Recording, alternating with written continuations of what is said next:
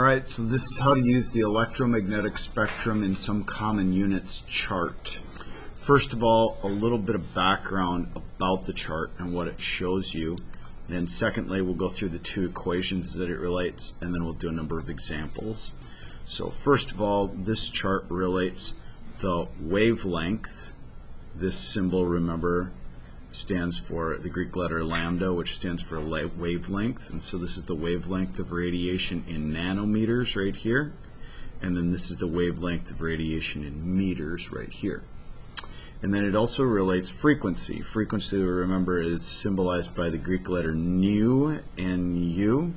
And that's given in hertz, or the units of hertz is 1/second, or per second. Sometimes they write it 1/seconds, or sometimes seconds to the -1 power is the way they'll write it as well. And then thirdly, this equation right here relates it to energy, and energy is measured in a number of different units, but this chart relates it in joules, J for joules. Also kilojoules per mole of photons. So kilojoules, of course, is times, or 1,000 times larger than a joule, and then it's per mole of the photons of the electromagnetic radiation that we have. And then this relates it in something called electron volts, EVs, right here. We don't use this one as much, but every once in a while you'll see it. And then right across the bottom here, it shows you the type or category of electromagnetic radiation. The one that's actually a little bit wrong is this visible one right here. It's actually much smaller than that. But all these other ones are approximate, and then when you look at a type of electromagnetic radiation, say one with a wavelength of 1 nanometer, you could drop it down right here and you could see that that would be in the X-ray area right there. So one of the things that's handy with using the chart is to have a ruler, because then you can just look straight down the chart. For example, if you had a radiation with a wavelength of 1,000 nanometers, you could just follow this line down and you'd find out that its frequency would be somewhere right between 1 times 10 to the 14th and 1 times 10 to the 15th. Right in the middle would probably be about 5 times 10 to the 14th or so.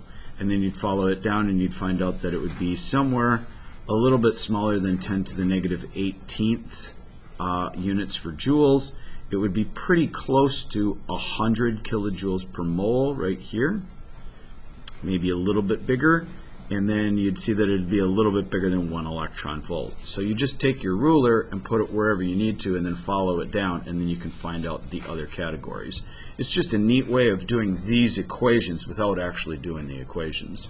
So let's do some examples. First one, estimate the frequency of radiation if the wavelength is 0.86 nanometers. So first look at the units, and then look on here and find the units of nanometers. So wavelength is measured in nanometers right here, and then what we want to find is 0.86. So here's 0.1, here's 1, so it's going to be between that. It's probably right about here or so. And remember, this is only going to give you approximate values. It's going to give you approximately what it's going to be as far as frequency, and we could also calculate the energy. Drop a line down right here, and then you can look over to the frequency right here, and you'll see it's a little bit smaller than 10 to the 18th, a little bit larger than 10 to the 17th. So we'd guess that it would be something times 10 to the 17th, not quite 10 to the 18th.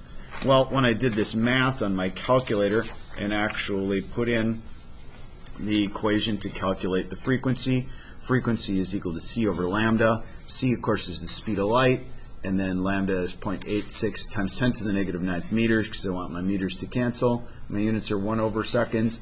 I got about 4 times 10 to the 17th. Well, I said it should be something times 10 to the 17th. Maybe it should be a little bit larger, but you know, I got close. I got close to 10 to the 17th. So if I got a multiple choice question and one had times 10 to the 17th, one had times 10 to the 5th, and one had times 10 to the 1st, well, you'd definitely choose the 1 times 10 to the 17th because you would have gotten close by just looking on the chart. All right, let's look at a second example. Estimate the wavelength of radiation whose frequency is 6.4 times 10 to the 11th. So now look at the frequency right here. Find something times 10 to the 11th. So follow this over and find 10 to the 11th. Okay, here's 10 to the 11th. It's a little bit larger than that. 6.4, so that's probably right about here or so. Put your ruler on there, draw a line up and down, and then you want to go up to wavelength, so follow it up here, and you'd see, if you were looking in meters, it would be times 10 to the third, not quite times 10 to the fourth. If I were looking in nanometers, it would be larger than times 10 to the fifth. When I actually did the math for this one, I did it in meters, and so here a lambda is equal to c over nu, and then here's my 3 times 10 to the 8th, which is my c, my frequency, 6.4 times 10 to the 11th, and I got 4.7 times 10 to the negative 4th, and I said that it would be a little larger than times 10 to the negative 4th, not quite times 10 to the negative 5th. So pretty close. I mean, it's not exactly right on the chart, but it gets me close. It gets me to where the exponent would be.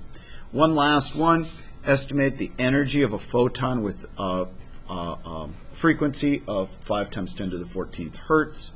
So here's my hertz right here. Find the units right away first. Now find 5 times 10 to the 14th. So come over here. Here's 10 to the 14th. Here's 10 to the 15th. Right in the middle. Oh, there's a nice line drawn there already for me. Now follow that down to the energy. And it wants to know the energy, and I can find it in 3 different units. It would be smaller than times 10 to the negative 18th in joules, not quite 10 to the negative 19th. It would be 10 to the 19th. This would be 10 to the negative 19th. This would be 10 to the negative 20th. So it would be something times 10 to the negative 19th because it's approaching 10 to the negative 18th.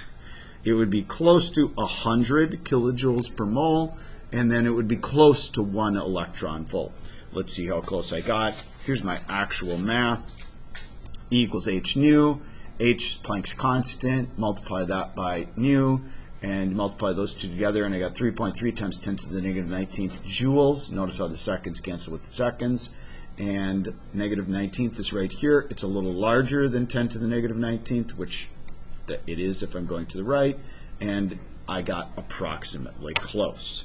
So that's how to use the electromagnetic spectrum chart to get close to some values that you'd do with math. Save you a bunch of time on the math. Use the chart and then come up with the approximate values.